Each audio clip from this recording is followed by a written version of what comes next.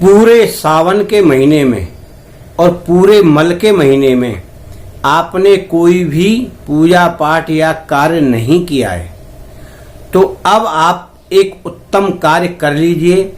आपकी सारी समस्याओं का निदान धीरे धीरे हो जाएगा। अगर कोई व्यक्ति यह चाहता है कि मैं इस दिन या किसी विशेष दिन पूजा पाठ या कुछ कर लूं, तो भगवान के पास जाने से ऐसा नहीं होता कि आप गए और तुरंत काम हो गया।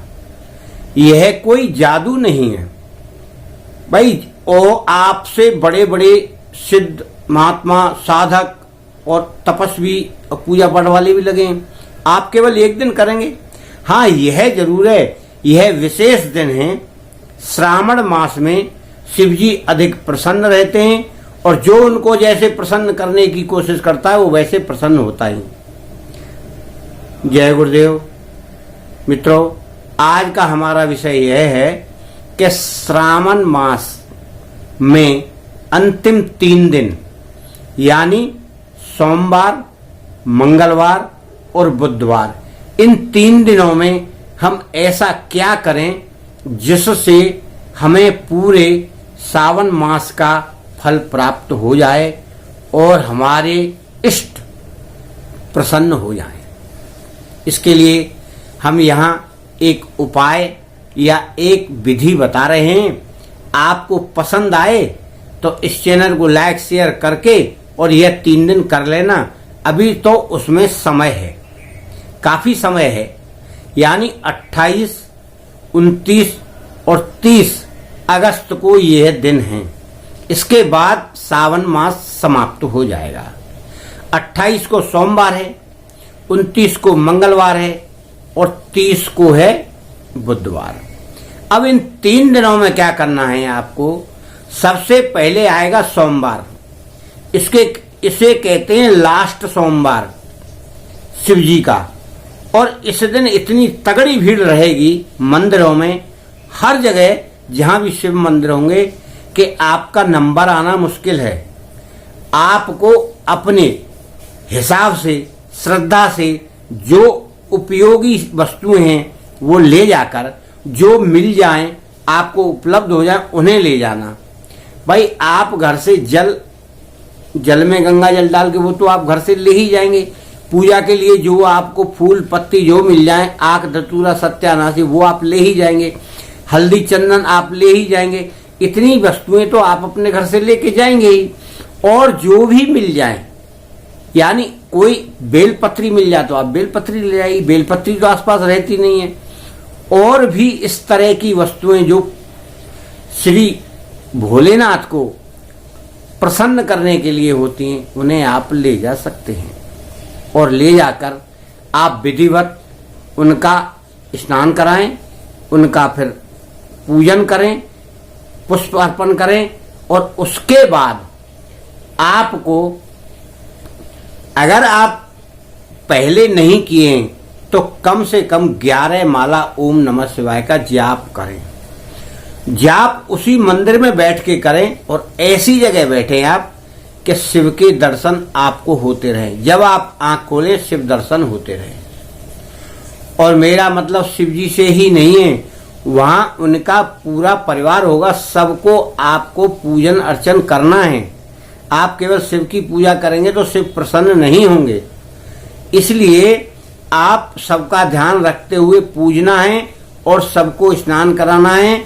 और उसके बाद आपको 11 माला का मंत्र का जाप करना है, ओम नमः शिवाय का मंत्र। इस तरह से जाप करना है आपको कि किसी दूसरे व्यक्ति को न सुनाई पड़े। और जिस मंदिर में या जिस शिव जी के सामने आप बैठे, चाहे शिव जी की मूर्ति हो, चाहे शिवलिंग हो, उसका अपने मन में ध्यान करते हुए, अगर अपने मन में या अपनी भक्ति में या अपने ब्रह्मांड में ध्यान नहीं आ रहा है, तो आंख खोल के सामने शिव जी का दर्शन आप कर लें, जिससे फिर वही प्रतिमा है। मन को इधर उधर ना जाने दें। मन बहुत भागता है, क्योंकि मन के पास लगाम बुद्धि की है। बुद्धि अगर आप रखोगे तो मन अपने आप रुकेगा। मगर क्या है कि मन बहुत तेजी से इधर उधर भागने लगता है। तो मित्रों, ये तो हो गई सोमवार की। अब आइए आप मंगलवार की। मंगलवार को भी आपको शिव पूजन तो वैसे ही करना है जैसे आप करते हैं, और आप उस मंदिर में जाएं या उस स्थान पर जाएं कि जहां शिव जी भी हों और दक्षिण मुखी हनुमान हों, यानी हनुमान जी का दक्षिण मुख होना चाहिए, वहां हों। तो पहले शिवार्चन करें, स्नान कराएं, पूजा करें और शिव जी की एक माला का जाप करें। यानी सोमवार को तो 11 आपने कर ली, मगर दूसरे दिन आप एक माला का जाप करें। अब आज है मंगलवार, क्योंकि शिव जी का और हनुमान जी का रूप लगभग एक ही मानिए आप, आपस में तालमेल है। वो पुराणों की कथा है, उन्हें आप छोड़ दीजिए, यहाँ हम केवल आपको उपाय बता रहे हैं। तब आपको क्या करना है, शिव जी का मंत्र जाप करके शिव जी के सामने करना है बैठकर वो, और उसके बाद आपको आना है हनुमान मंदिर में। वहां पर भी आप पुष्प चढ़ाइए और उनको जो कुछ आप ले गए हों वो चढ़ा दीजिए, और श्री राम जी का नाम लेकर आप उनको प्रणाम करिए, हनुमान जी का नाम लेकर प्रणाम करिए, और उनकी जो भी सामग्री है, धूप अगरबत्ती और दीपक, ये लगा दीजिए। और फिर वहां आपको कम से कम 7 या 11 बार आपको हनुमान चालीसा पढ़ना है। धीरे पढ़िए, कोई जरूरी नहीं जोर से पढ़े। बीच बीच में ध्यान भी रहना चाहिए कि मैं हनुमान चालीसा पढ़ रहा हूं तो हनुमान जी हैं। अगर आपको नहीं दिखाई पड़ रहे तो सामने आप मूर्ति, फोटो जो भी लगी हो, मंदिर में तो मूर्ति रहती है, उनका आप दर्शन करें। दर्शन करके और उनके चरणों में से थोड़ा सा सिंदूर लेके अपने माथे पर लगाएं, हाथ जोड़ के कहें, प्रभु मैं आपके चरणों की धूल लेके जा रहा हूं, आप मेरा मनोरथ पूरा करें। मित्रों, चमत्कार तो प्रभु ही करते, मैं तो केवल एक बताने वाला हूं, माध्यम हूं। आप करके देखेंगे ना, तब आपको पता लगेगा। ये केवल आस्था और विश्वास ही कार्य करती है। अब तीसरा दिन आता है महाकाली जी का। यह बहुत ही विशेष अवसर है। आप अगर कर लें तो हो सकता है आपकी रूठी हुई पत्नी घर आ जाए, और हो सकता है आपकी माता बहन जो रूठी हुई हैं वो आपसे बातचीत करने लगे और आपसे प्रेम व्यवहार करने लगे। यह मैं एक अचूक आपको तरकीब बता रहा हूं, मेरे पास तो कुछ है नहीं है, मैं तरकीब बताता हूं, करिए आप। अपनी शक्ति से मैं कुछ नहीं करता। मित्रों, बुधवार के दिन आप सर्वप्रथम शंकर जी की पूजा करेंगे, वैसे ही करेंगे जैसे पहले करते हैं। सोमवार के दिन पूजा करें, जल चढ़ाएं, पुष्प वगैरह जो भी आपको मिल जाए वो चढ़ाएं। उसके बाद उनकी पूजा करके, और कम से कम एक माला तो आपको 3 दिन जाप करना ही है शंकर जी की। शंकर जी का एक माला का जाप करें उनके सामने बैठकर। उसके बाद आपको, अगर उस मंदिर में काली जी की मूर्ति है, तब तो आप काली जी की मूर्ति के सामने बैठ जाएं, उनके यहाँ दीपक अगरबत्ती धूप बत्ती जो भी आप फूल पत्ती ले गए वो आप चढ़ा दें। और उस अगर वहां नहीं है तो आप शंकर जी की मूर्ति से दूर बैठकर, ये बुधवार की बात है, दूर बैठकर शंकर जी की तरफ मुंह करके ही आपको बैठना है, और शंकर जी दिखाई नहीं देना चाहिए, ऐसे बैठ जाओ आप। और आप काली माता का ध्यान करना है आपको। खप्पर हाथ में लिए हैं, जीभ निकाले हैं, तलवार एक हाथ में लिए, इस तरह का आप कर लीजिए विचार।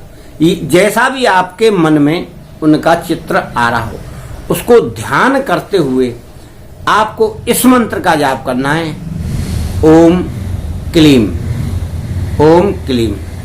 आपको 11 माला जाप करना है। एक माला में लगभग 2 मिनट आपको लगेगा।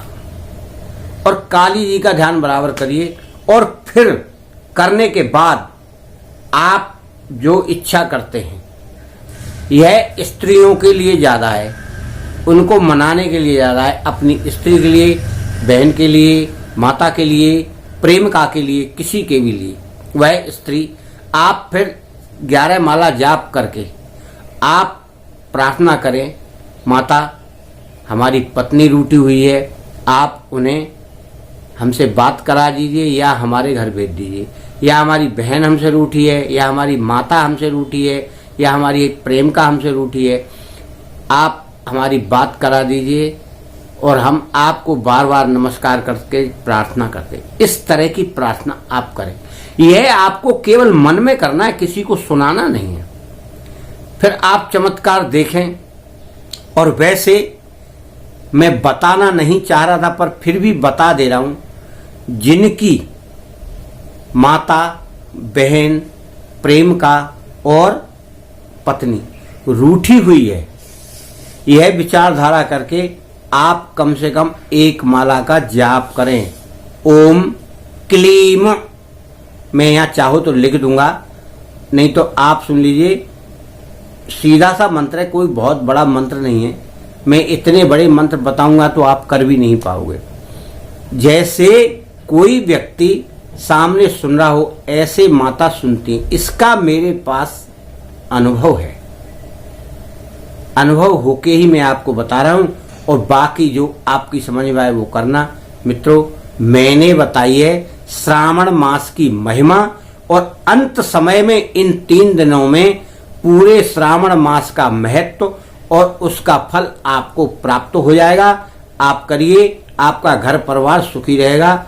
मेरे और गुरुदेव की कृपा आपके ऊपर बनी रहेगी। जय माता की।